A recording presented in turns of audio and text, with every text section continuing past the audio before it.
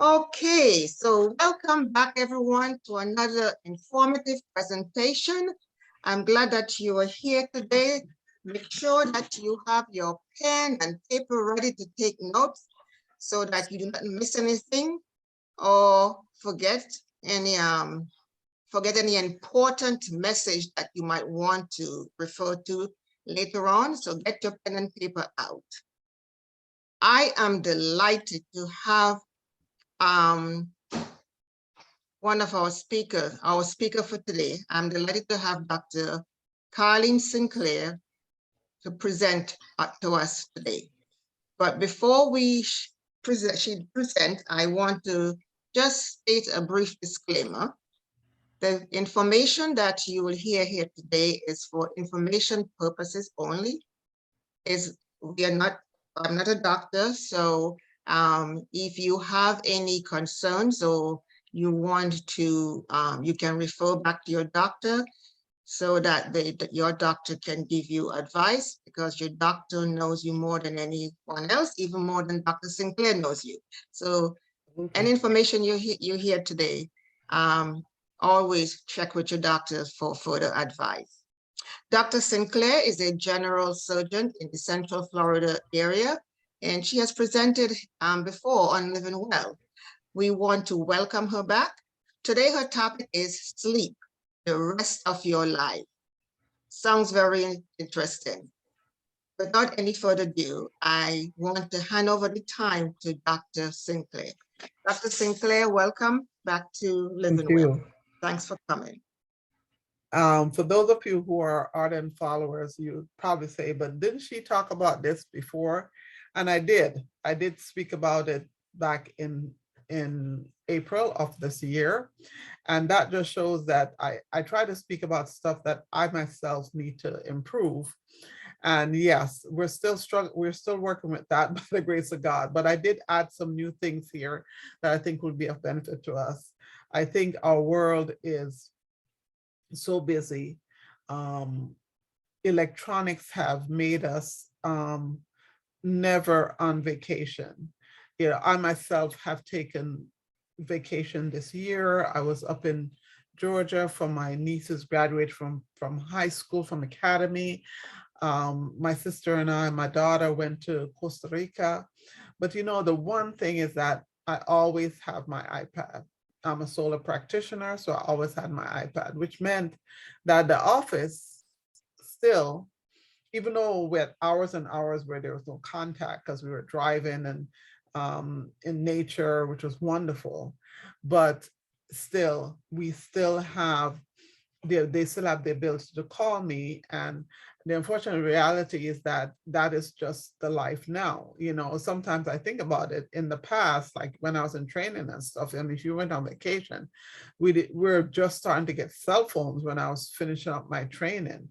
I remember the first one I had was given to me by the hospital and it was plugged into the car. It was this huge thing and so on. And then when I left that hospital, I remember the manager was like hounding me, like, you have to send this back. Like I was going to try and keep it because I couldn't keep it anyway because I wouldn't have had any service. Now, even my, 9, 10-year-old nieces, 7, 8-year-old nieces, they all have some sort of device in which they can communicate. So all this just tells us that there's no rest. We really do not have enough rest, downtime, and we certainly not getting enough sleep. You know, one of the things that they use consistently as a torture mechanism is sleep deprivation. And yet still, we, without being incarcerated or captured or prisoners of war, we engage in our own personal sleep deprivation, which is crazy, right? That people use this as a form of torture, and we don't have the good sense to not do this to ourselves. But yes, yeah, we do this to ourselves. We frequently will okay, I shared the wrong thing, or let's see, let's go back. Stop share. I think I clicked on the wrong thing. Yeah. So this thing here, sleep deprivation, which is a form of torture, but yet still we as human beings are actually doing this to ourselves. Can everyone see the screen? Hello? Yes, I can see it. Okay, so you got to answer You're me. fine, you're fine now. Right now I'm just seeing the screen. As I said earlier, this is a new computer, so I usually it goes in the corner and I can see the rest, but right now all I can see is my screen, so that's why I'm asking you if you can see the screen, so everyone can see the screen, so that's great. So the topic is sleep/rest, because it's not, even though they're intertwined, they're not exactly the same thing. We always like to start out with a word from God, and this is in Psalms 4:8, and I always love this verse. I remember the first time I read it, because I've always been able, for the most part, to sleep well when I go to sleep. But I've had some times when I've been up and I just could not go to sleep. And this is a verse that gives me comfort. In peace, I will lie down and sleep, for you alone, O Lord, will keep me safe. Now, I know we all have our devices, and I'm not saying that there's anything at all wrong with our devices. But this is really the fact. It is not the devices, it is not the gun owners, for those who own a gun. It is not the gated community. It is not, it is God who keeps us safe. And one of the problems we have is that we read this, but we don't really accept it. So the cares of the day and other things are keeping us awake. But we must remember, and that's why I'm starting out with this: in peace, I will lie down and sleep, for you alone, O Lord, keep me safe. And I'll just say, keep me, because it is God alone who keeps us. Now, sleep is a necessary part of life. It's interesting because, man was made on the sixth day. So they couldn't have done a lot. And even during that day, God caused a deep sleep to come over Adam. And then he made Eve. So Adam already slept a portion of the day after he was created. And then that evening and the morning were the first day. So that means that they went back to sleep. So this is to show how necessary sleep is, because sleep was made even before sin. God designed it from the beginning. And it's something that he expected Adam and Eve to engage in, even though we know that they could not have been physically tired.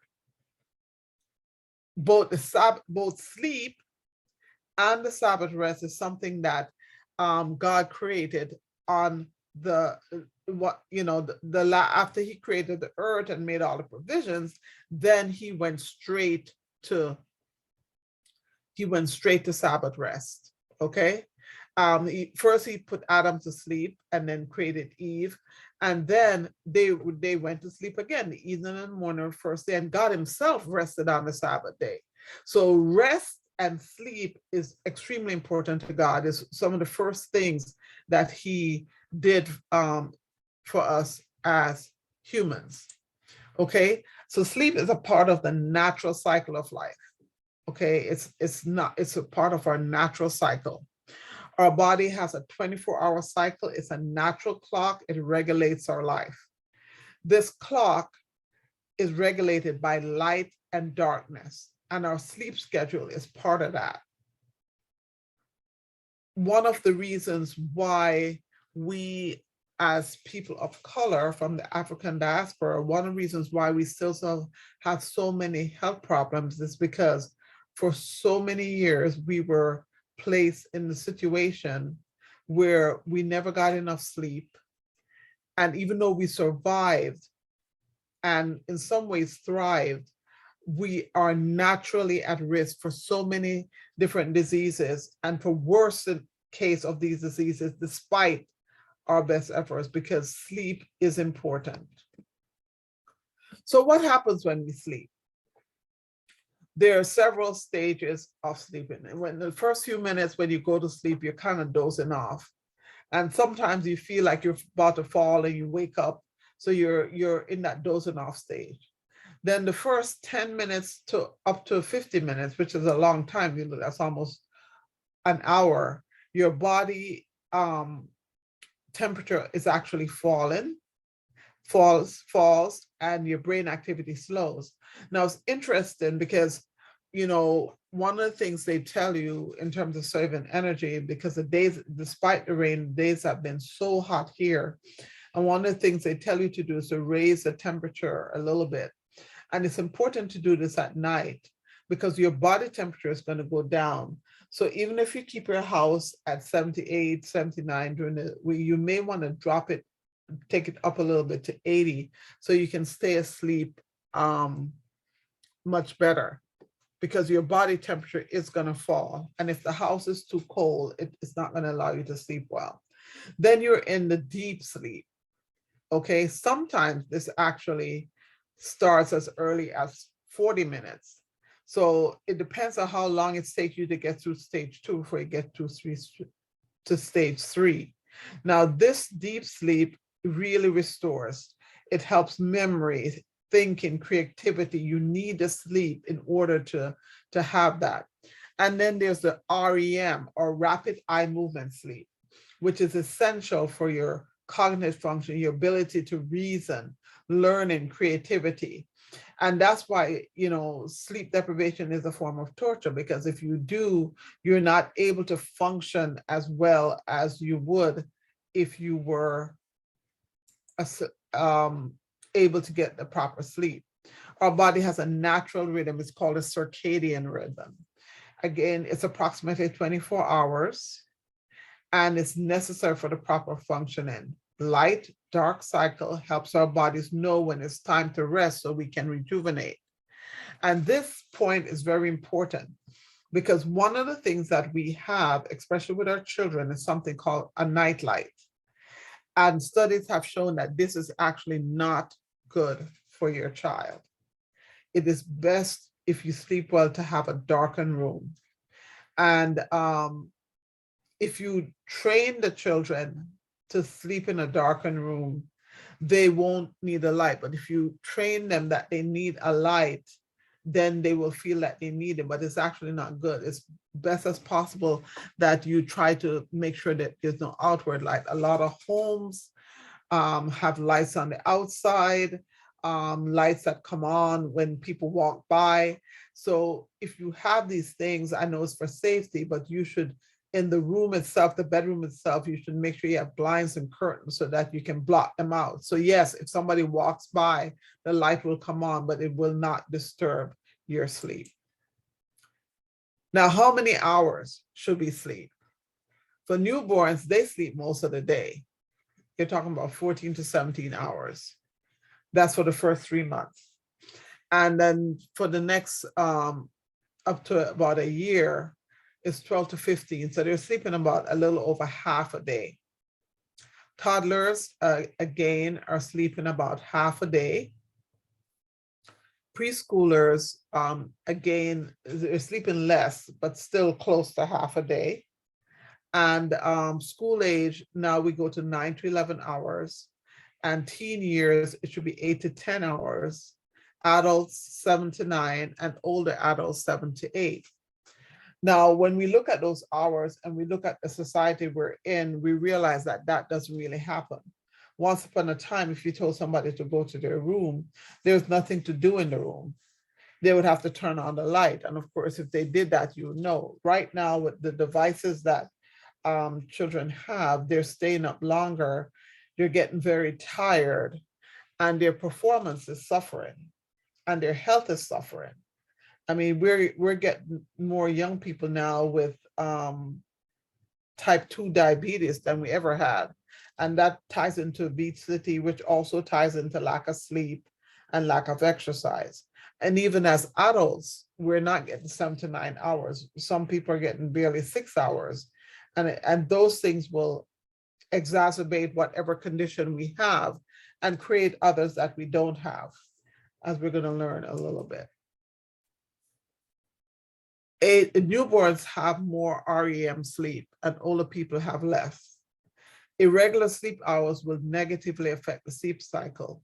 And it also affects our bodies in general because there are certain things that need to be done. Sleeping is a type of rejuvenation. And, if you have a car, you know that if you, like my daughter's car, she only drove about 10,000 miles a year in her car, maybe 10, 11,000 miles. I drive like close to 20,000 a year because I go so many different places. Well, of course, I need to replace my tires much more frequently than she does, and brake pads and other things like that, just because of the mileage on the car. And for us, it's the same. The sleep cycle allows us to regenerate and rejuvenate. And if we don't get enough sleep, it doesn't happen, which means our bodies are going to suffer for it. There are things that interrupt our sleep patterns, such as alcohol and drugs. Because one of the things it does, it decreases the REM sleep, and the REM sleep is very, very important for cognition, for our ability to reason, to problem solve. And, like the biggest thing is that it interrupts our sleep cycle.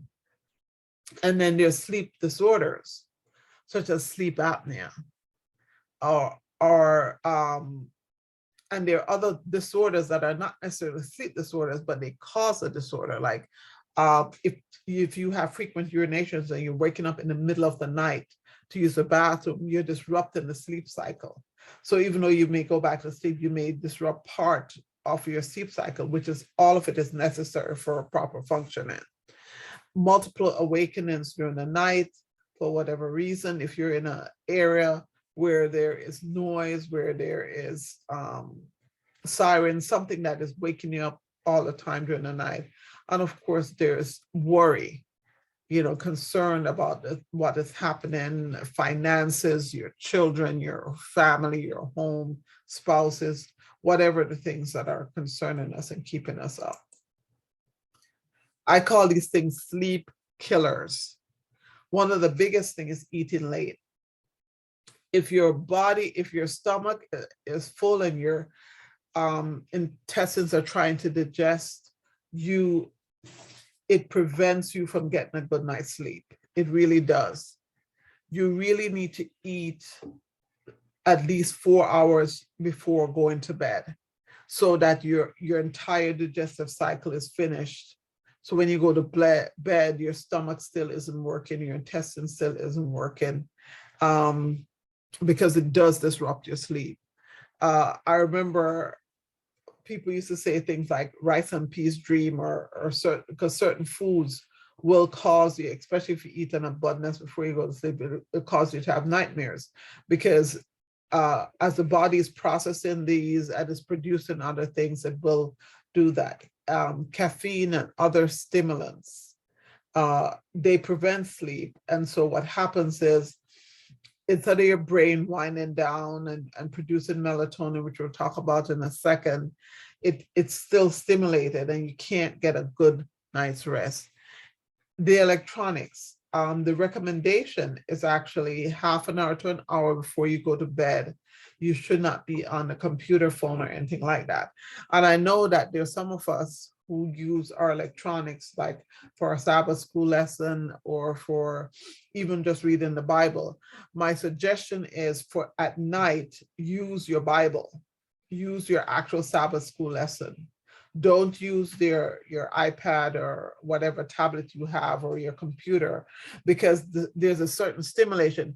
If you notice, when I'm done with the presentation, you look at my glasses, you notice that there's a blue hue. This is my second pair with that, because they know that with looking at the computer screen, this is to prevent some of the damage that occurs from just looking at the computer screen the whole time. So even though it is worship, that you maybe have worship before you go to bed, and even the Kindle device, they came out with a different one so that the pages read more like a regular page and not like a computer page. And the reason for this is because there's a certain stimulation. When we're looking at a computer, even though you're looking at the screen now and everything looks still, it really isn't still. Your computer is literally going up and down rapidly. it appears still to us because the way our eyes and our bodies are made, but it's not. There's the screen that we're looking at is not still. And so that's one of the reasons why it's not good to be on the TV, watching TV or any device at least half an hour, preferably an hour before you go to sleep. Light, you need to try to have a darkened room. Nice, good, thick curtains, no night lights. It helps your body to say, now it's time to go to sleep. And activity, while exercise is important, you shouldn't exercise less than an hour or so before you go to sleep. The latest you should exercise should be about 2 to 3 hours before. And best, again, 4 hours before that you exercise. And that way your body gets time to wind down. Because the exercising increases endorphins and is stimulating to your body, which is great. It's an energy booster. But if you have to exercise in the evening, many of us do because in the morning, the way our schedule is, we don't have time, it's fine. But make sure you're done with your exercise. If you're going to bed by 10:30, 11, try to be done with your exercise by about 6, which means that you should be done eating at least by 5, 4:30, because you don't want to exercise right after you eat. These are some of the negative effects. This is one of the biggest negative effects is weight gain. You know, years ago, a station started and they said, we're going to do news for 24 hours. And they were laughed to scorn. Nobody's going to watch 24-hour news service. Well, CNN is not only a staple in our society. Now we have several other stations who have taken on that format of 24-hour feed. Okay, even the regular stations will show different throws throughout the day, but there's so many things. There's business news, there's sports.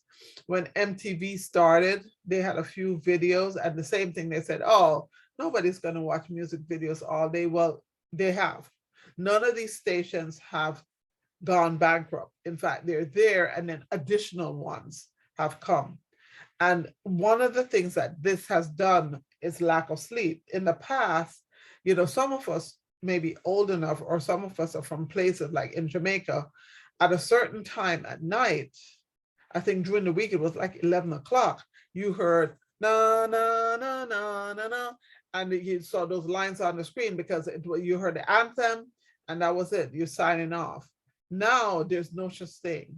Even in America, the stations used to sign off when it was just the big three.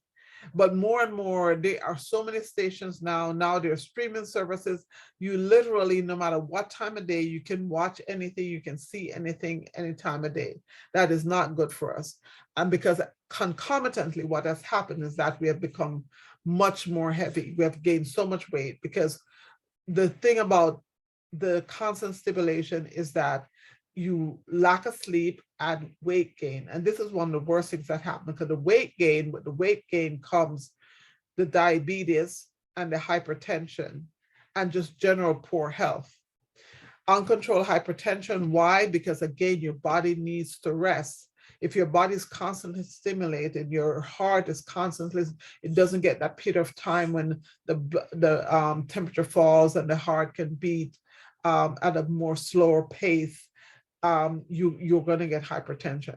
And one of the things that is a negative effect, and it becomes a vicious cycle, is Alzheimer's or dementia, because not only does it promote Alzheimer's, but it also, once you get that cognitive deficit with Alzheimer's, then you have trouble sleeping. For those of you who have had family members or friends or work in situations where you see these people.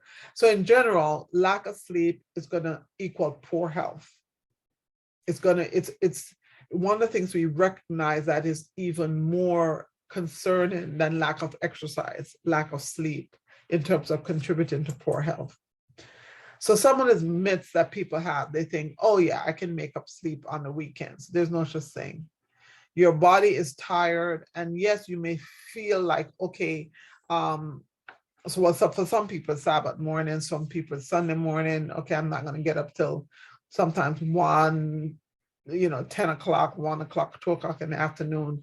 But you really don't make up sleep. What it is that you really are even more exhausted, and the few hours that you wake up are usually not very productive. And then if you don't get back into a good sleep pattern the rest of the week, it just continues to cycle. Other people say, well, I only need a few hours of sleep.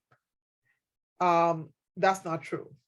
You may have conditioned your body, just like when we were slaves, we were conditioned to just a few hours sleep because we didn't have a choice. So yeah, we can certainly condition our body to sleep only a few hours, but it doesn't mean it's good for our body. And it's not. As adults, we need at least 7 hours. And if you are able to adjust your schedule gradually so that you get 8 hours, that is the ideal. And it have too much to do. There's no such thing again. You have to put it down. You have to schedule stuff. And, my mother used to say, enough for today. And we need to get to that point where it's enough for today, because without proper rest, there's nothing that you can do. One of the stories that we studied about in last week's Sabbath school lesson, of course, was Elijah, and how, he took off running from Jezebel. And what did God do? He told him, go to sleep. Then he gave him something to eat. Then he told him, go back to sleep. He needed the rest so he could think clearly. So when the different things were happening inside of the cave, he wasn't concerned. He knew which one was God and which one wasn't. Now, there's some things that are somewhat unavoidable, and they do contribute to a problem with sleep. Especially many of us are in the medical profession, and some people are on night shifts, and not just medical profession. Here in this Central Florida area, all of the parks, Disney, whatever, they all are really 24/7 because they have a workforce that's always taking care of people. And if you're in the hotel industry, which is big here too, and then of course we have Amazon distribution center here, as well as a Walmart distribution center. So there are people working all hours, and especially night hours, shift work. These things will disrupt sleep. What's the solution? In some ways, especially in the medical field, someone has to work. For people who are younger, it's okay to do it for a few years, but you really should not be doing this on a permanent basis. At some point in time, you need to change the schedule so that you're working more on a normal schedule, I mean, in a daylight schedule. I know two people personally who were nurses doing night work, and they could not get their blood pressure under control. One of them especially, one was a little overweight, the other one was not, but could not get her pressure under control. But she retired, they both retired, and guess what? Both of them, their blood pressure is now under control. Of course, there were other things contributing to, I'm sure, their children and other issues, but it wasn't magic. It's just something that God built in. Now that they stopped doing that, they got better.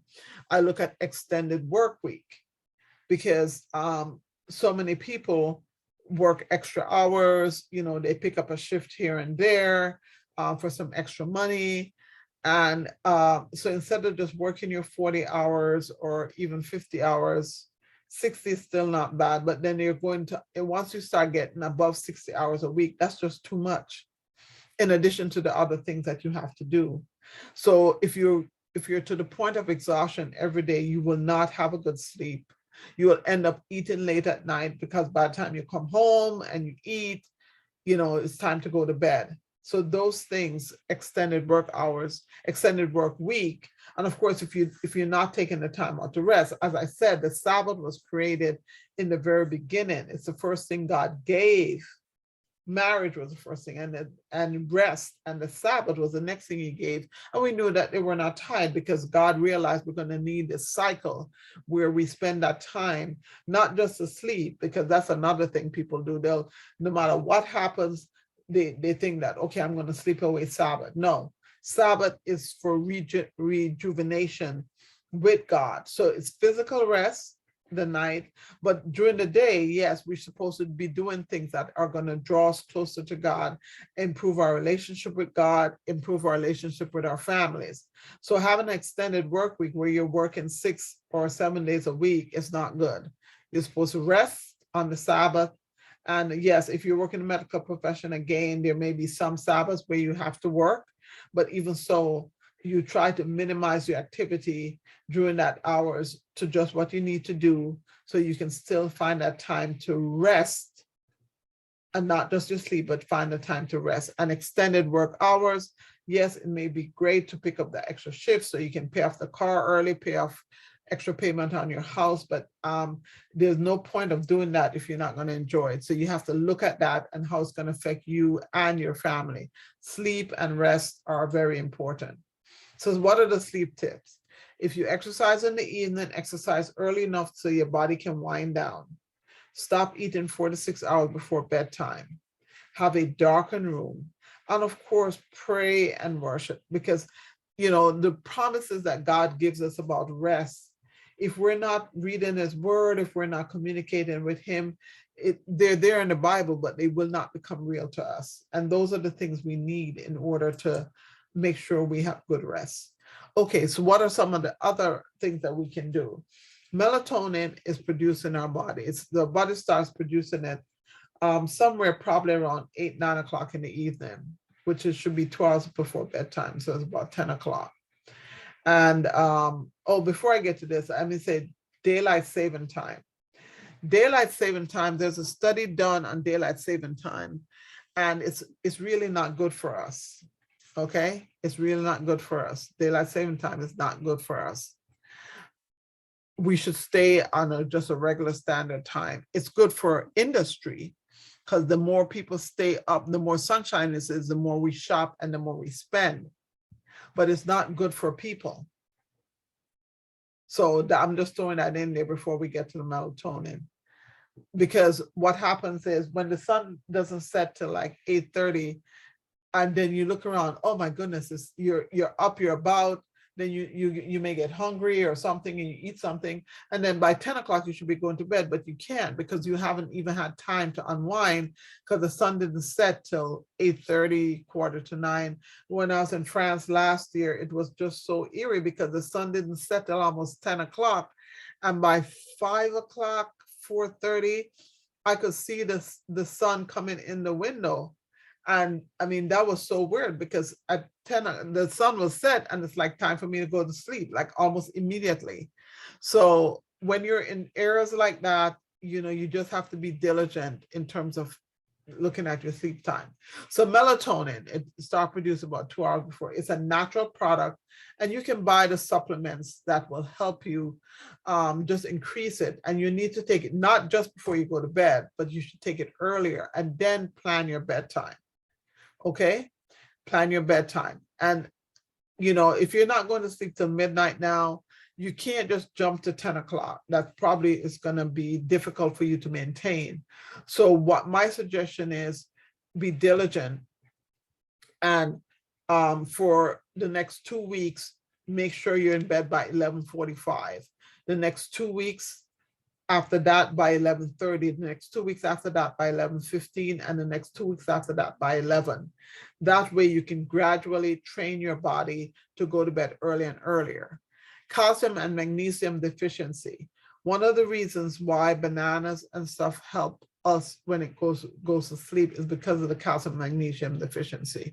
So, I was listening to Pastor Snell earlier today, and he said, a lot of people have a bunch of supplements in their thing instead of just eating right. So I suggest that we eat foods that are high in these minerals. And if we don't, we can also use a supplement, but it's better to have a better diet than just to always be supplemented. Now, cashews, milk, and bananas all help with sleep. Bananas help because of the magnesium. So those are some of the things that can help you get a good night's rest. And one of the other advantages of like cashews is that it helps lower your cholesterol, and it also increases your iodine. So many women have some decrease in their thyroid function. So eating more cashews is a benefit. There are certain herbs that are really very good. chamomile, valerian, kava, lemon balm, hops, passion flower. Those herbs are great. And there are teas that actually have them in them. These are not stimulants. So if you have a nice cup of tea, not too, like maybe about 9 o'clock, because you don't want to, again, you don't be drinking a whole bunch of liquid right before you go to bed. So if you have it in the evening, it will just help you calm down. Essential oils like lavender. One of the suggestions is if you have lavender candles or one of those things that the melts, if you use lavender melts and just have it in your bedroom before. I remember when Joanne was a baby, the Johnson and Johnson had a baby soap that and baby lotion that had lavender in it, and it was said for bedtime. So when you bathe her at night before she goes to sleep and put that on, those things help you to sleep. And even some of the teas have lavender in it. So those are some of the natural ways to help you just calm down. Jesus invites us to rest. Like I said, he started the world out with rest. When he was here, he specifically said, come to me, all of you who are weary and carry heavy burdens, which is all of us, and I will give you rest. Take my yoke upon you and let me teach you, because I'm humble and gentle at heart, and you will find rest for your souls. For my yoke is easy to bear and the burden I give you is light. And this is from the New Living Translation, Matthew 11:28. And this is something that many of us learn as children, but we need to not just learn it, but have it be a part of our lives so that we can enjoy the rest that he gives us. And here it is. Like I said, the stars. So the creation of the heavens and earth, and everything in them was completed. On the seventh day, God had finished his work, so he rested from all his work. We know God doesn't get tired.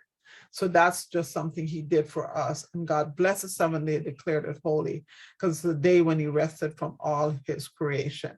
So God invites us to rest. He wants us to rest. He created us to rest. And the important thing is that rest didn't come after sin. Rest was before sin. So it was something that God saw that we needed even in our perfect state. How much more in this imperfect state that we're in, that we will need rest. When he comes again, yes, we can say holy, holy, holy day and night, because we'll have new bodies and we won't need rest. We can just worship and explore new worlds and spend time talking to Jesus and all the patriarchs and prophets and our family members. I mean, we'll have so much to do in heaven, but we'll have new bodies. So rest is not going to be a part of it. But when he created us on earth, he wanted us to rest. He wants us to rest physically. He wants us to rest mentally in him. And he wants us to sleep well, knowing that he has everything in his hand and he will take care of us. And I thank you. Do we have any questions or comments? Take them at this time. So this time you can unmute yourself, and if you have any questions, you can ask your questions, or if you want to just write it in the chat, you can do so. We want to thank Dr. Sinclair for this wonderful presentation and reminding us how important rest is. When you stated that they used to use, that they still use, that they use lack of sleep as a form of imprisonment or a form of torture, I said, wow, look at how we are just torturing ourselves day after day, not realizing that, what we're doing to ourselves is not healthy. I know because I used to work nights, and it's so difficult for me. I stopped working nights now, and it's so difficult for me to go to bed at night. I try, and it's just not working. So I'm going to take that advice you gave to just slowly go back half an hour each night, every 2 weeks or so, and see if that works, and try some more, implement like lavender and other form of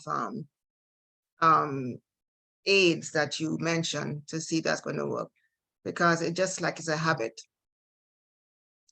Any questions? I see a question in the chat. It says, is almond the same as cashews? No, it's not.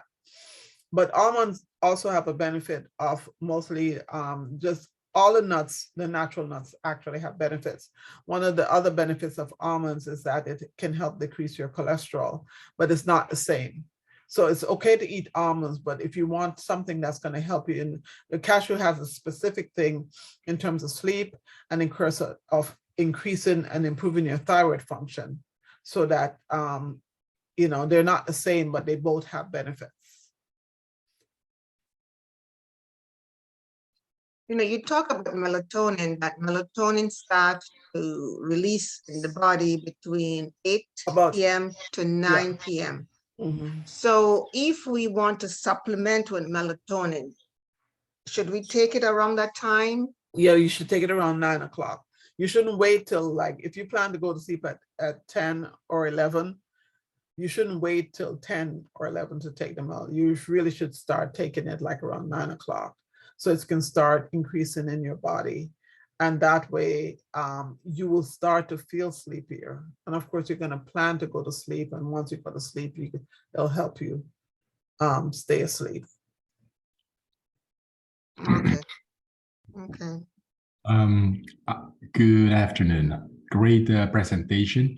I have a little question, and that is the using of melatonin, can it actually have a negative effect for the body to naturally create melatonin? There's nothing that shows that it actually does, because I mean, the amount of melatonin in the supplements is actually fairly small. I suppose if you're taking a lot of it, it could have a negative effect, but because the amount of melatonin that's actually in the supplements, some are 5 and some are 10, that's it. It's not any more than that.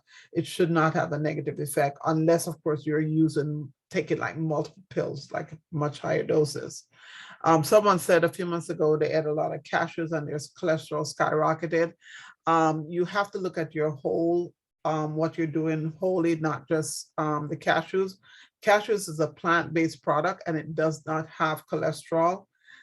If your cholesterol is going up, it is likely that there are other factors that are contributing to it, and not the cashews by itself, because cashews is a plant-based product. It doesn't have cholesterol. No, animal tissue has cholesterol. Eggs, animal-based products have cholesterol. And some people naturally will have high cholesterol. So I know people who are vegetarian who have high cholesterol, and they exercise, they're not overweight.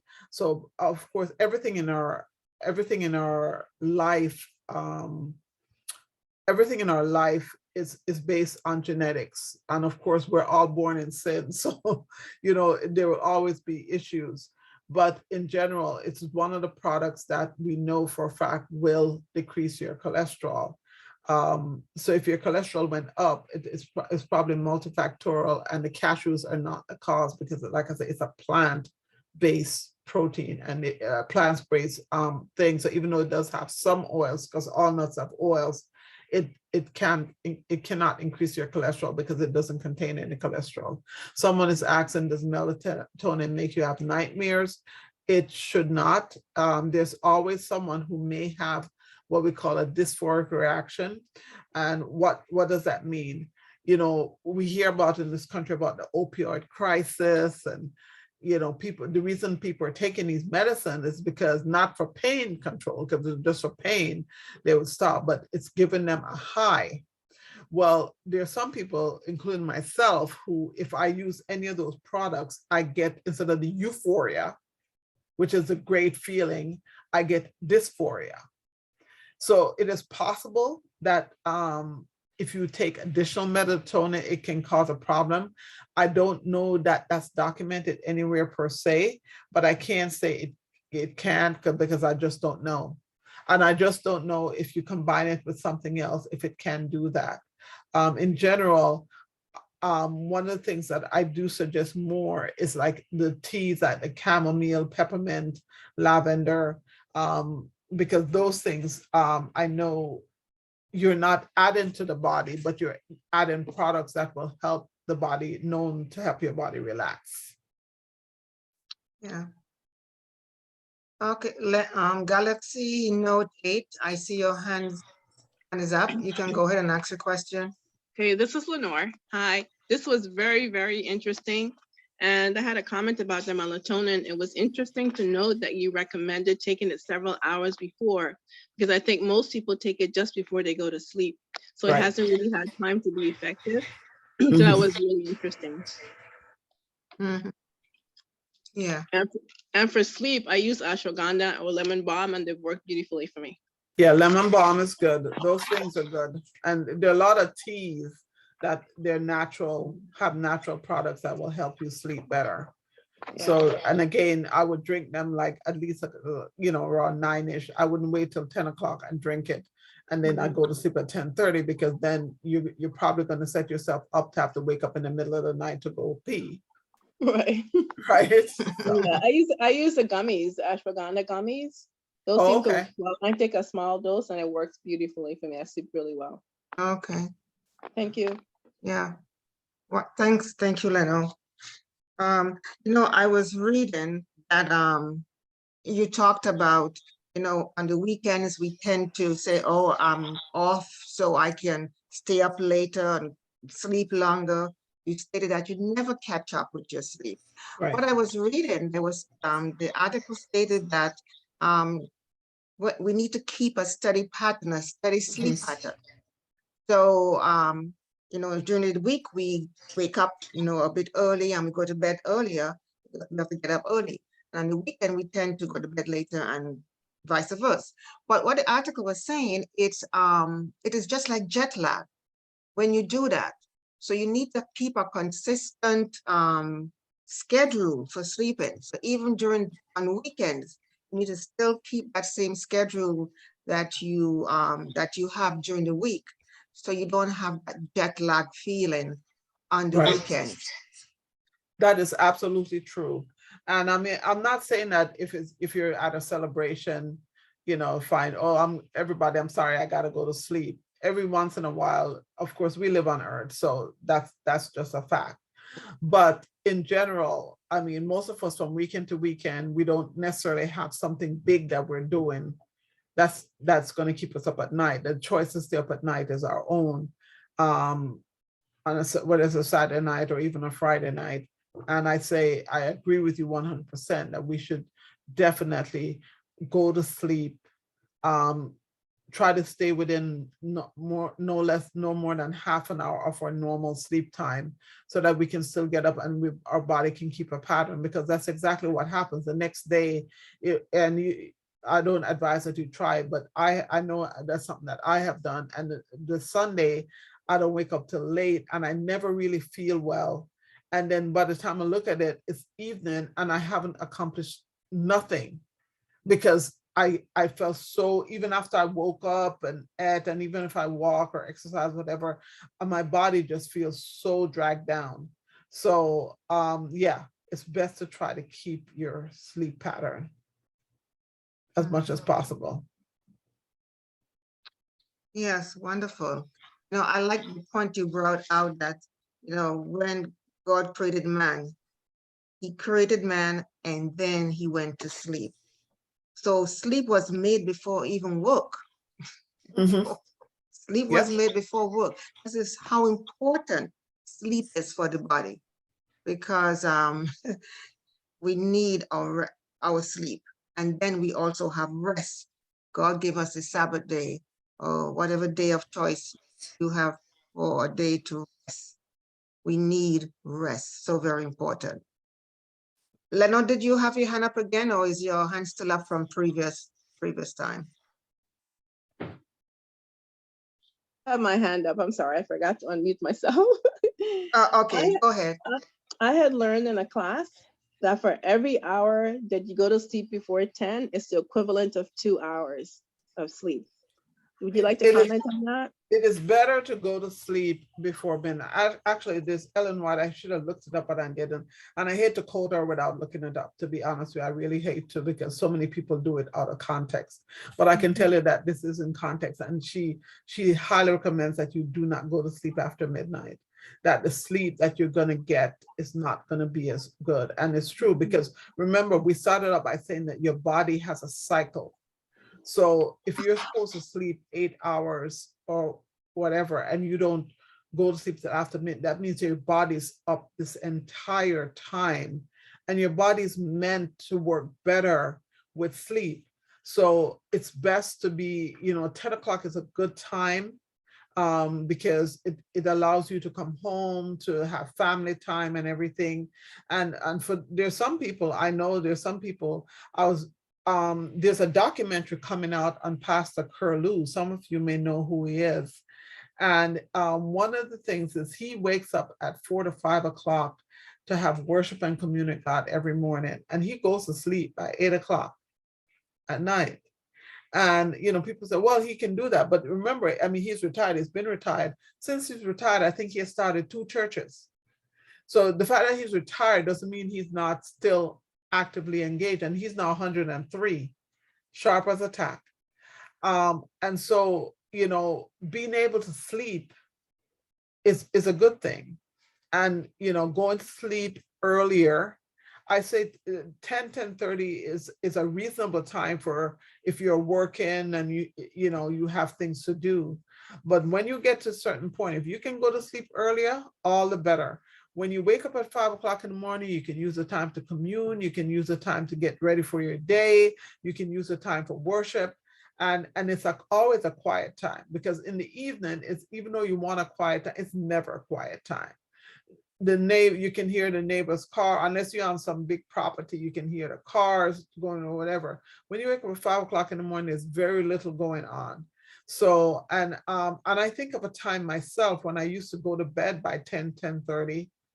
And amazingly, I used to do this when I was in medical school. I used to go to bed by 10:30. Everybody knew, you do not call me after 10:30, I'll be asleep. And I used to wake up at 5:30, and I used to have worship and exercise. And that was probably the healthiest I have been overall. And of course, you can always, your life is busy, but trust me, you can always make changes. They need to be gradual. And the reason they need to be gradual is that, again, your body has adapted to a certain lifestyle. And if you try to just jag it into something else, it probably will be more difficult. But if you gradually start going to bed earlier each night, your body will adapt. So if you're used to staying up late and you say, well, I just can't go to sleep at 10 because you're used to staying up till 11:30, 12 o'clock, just, make a decision. The next week, I'm going to bed at 11:45 instead of 12. You do it for at least 2 weeks, because it takes about 2.5 weeks for your circadian rhythm to reset. So every 2 weeks, you're just gradually resetting that circadian rhythm until it's 10:30 and you're ready for bed. Yeah. It was very interesting too when you talk about daylight saving time. With daylight saving time, we stay up later, and then we at the short end of the stick, because here we stay up later, and then the sun comes up early in the morning, and we just never will get enough rest.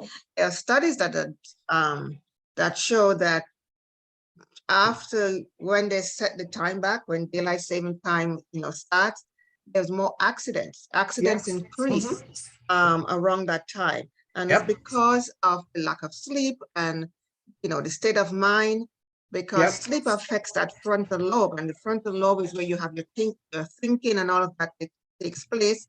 And when you are not alert and ready to respond to someone cutting in front of you, you can get into an accident. So That weekend, you are 100% right. The weekend after we spring forward, when everybody loses sleep, there are more accidents. It's not like a big pile up on the highway.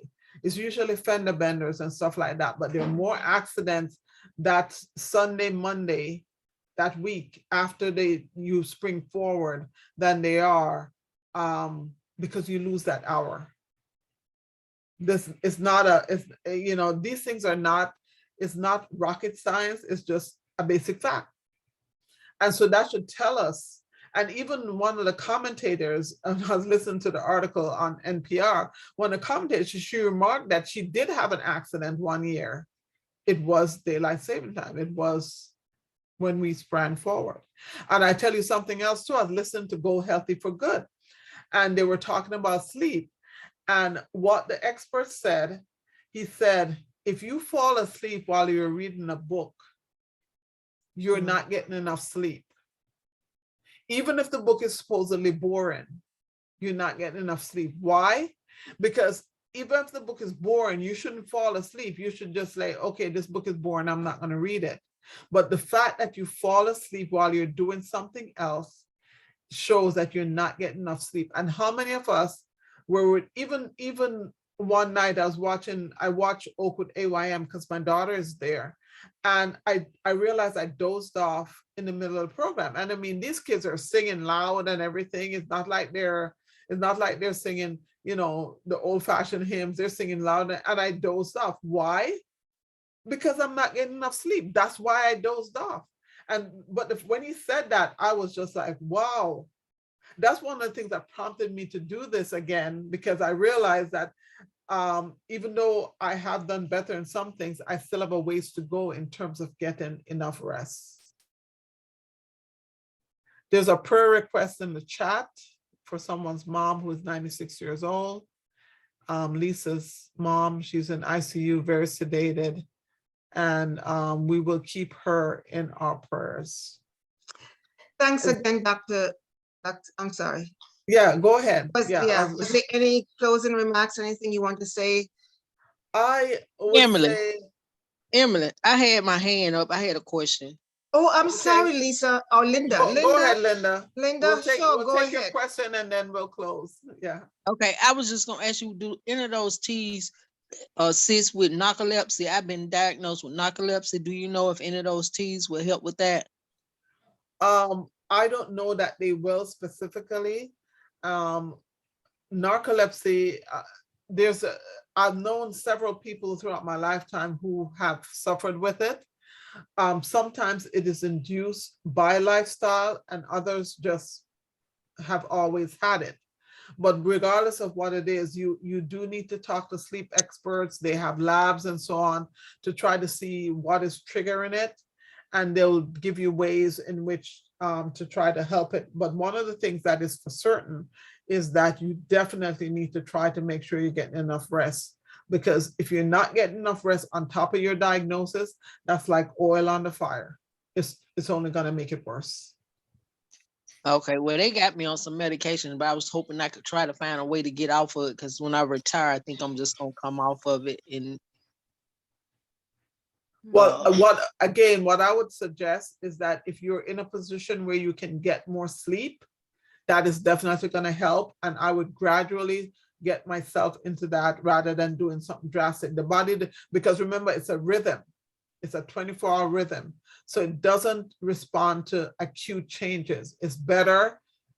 There's some things that if you're smoking, if you can stop right away, that's great. But most people can't. Most people have to go through a program and gradually get rid of it. With sleep, it's very important that you don't jar the body, because the body has to get used to a different rhythm. So even if you're going to come off your medicines, I would still say you gradually try to increase your sleep as you do that, and don't just do it cold turkey, because it could be problematic. And this is not just for sleep, this is for anything that you have. Okay, and I thank you very much for having me.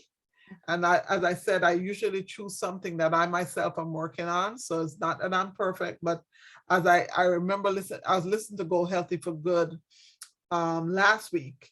And as I listened to the program, I said, you know, something, I need to go back into this again because I need it for myself. And when Jennifer called me, I was like, okay, we're going to talk about sleep. And then afterwards, I said, wait a second, I did. So, but I did go back and I did add some things to it. But by God's grace, we'll all sleep better and be able to function better and to be healthier. Because the importance of sleep and health is like, you know, before we used to talk about nutrition and exercise, sunlight, all of those things are important, but there's nothing as important as rest. The lack of rest is something that's often been overlooked in terms of living healthier lives. And especially for those of us who are still trying to get down to a better weight, it's important. It's part of their cycle. And I thank you for the accolades that I see there. And I'm going to have to go soon, so I'll take it back over to you, Sister Emlyn.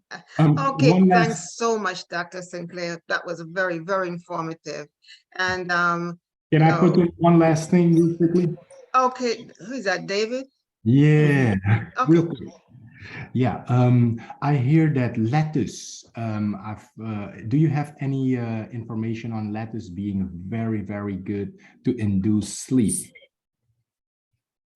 No, I don't. I mean, lettuce, you're talking about the vegetable, the Yeah, food the that we use in vegetable. salad. I mean, That's it has a right. lot of good properties. So and as a food, I think it's a great food. It's filling. It's one of the things that is good, especially when you're trying to modulate your weight. But I don't know anything specifically Okay. for sleep, but it's a great good product anyway for you to eat. So I'd say go for it. All right. It shouldn't hurt. No, May. no, it won't. You can actually use it as a food and also as a tea. Kind of strange as a tea, but it As a is. tea. Yeah, Okay. yeah. Thank Okay, you so thank you, much. David. That was so good. Yes, thank you. I want to thank everyone for coming and joining us today. You know, Living Well really appreciate every one of you. Week after we've come in, taking time out from your busy schedule to come here to listen and to share your experiences with us. Thank you. And thank you again, Dr. Sinclair. It's We my really pleasure. appreciate your presentation. This time, we're going to open up the forum for prayer requests. I would like to pray for our members. And I noticed in the chat, Lee given us a praise report. We have been praying for, Lee said that she appreciated the prayers for Lisa. Lisa's surgery was successful. I remember on the 9th, she had surgery and they were able to remove the clots and from her lungs. Her oxygen is continuing to improve. She's still in ICU, but she's sedated right now, and this is just part of the care that she needs to get to recover, I'm sure. So we're going to continue to pray for Lisa. Thanks for sharing that with us. Thank you, Lee. And also, Lee wants us to pray for her 96-year-old mother-in-law who is in the hospital. So we are going to do that. Anyone else with a prayer request, they can put it in the chat or they can raise their hand. And we'll be glad to pray for you. I'd like I you to have a- pray for my daughter. She's at Oakwood, and I am asking you to pray for her especially. And I also have an unspoken request. Okay, I have a prayer request. yes. Go ahead. Me, Lenore? Yes, Okay. Lenore. Okay, my friend Mario, he has been very sick. He's been in the hospital and then he's been in an extended day care facility, whatever it's called. He was doing well, coming out of his coma, was able to communicate with his wife. He is deaf. So, but then he aspirated the other day. So he went several steps backwards. So not sure what's happening with him, how his lungs are, but if everybody could just remember him and ask for healing for him so he will come out of and do much better. Okay, sure. Mario is his name. Thank you. And his wife too, Yvonne. His wife is Yvonne. Yvonne. Yvonne. Yvonne. Oh, Yvonne. Yeah, it's a lot to deal with. Yeah. Yeah. Thank you. Okay, sure. Any other prayer requests? Let's see. I'd Okay, like to- Alicia, I see Alicia. Okay.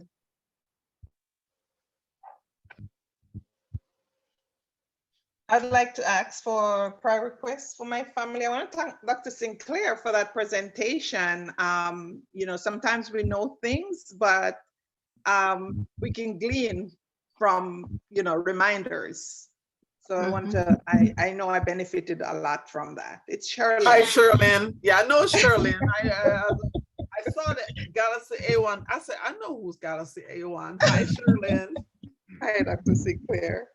Yes, so I just want to ask for prayers for my family, especially my children, to return to serving the Lord as they should. Okay. Thank you. Okay, sure. I'd like to also put in a prayer request. Likewise for my children, the same thing as the previous speaker, and also for me, so that I could go and sleep earlier. Maybe that should have been unspoken, right? But Sure, I sure. think that, yeah. Okay. George family, okay.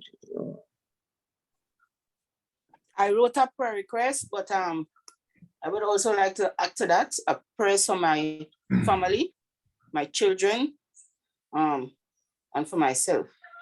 Okay, And one unspoken request.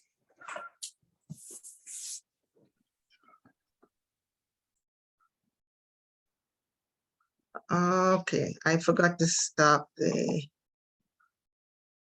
recording. I'm sorry.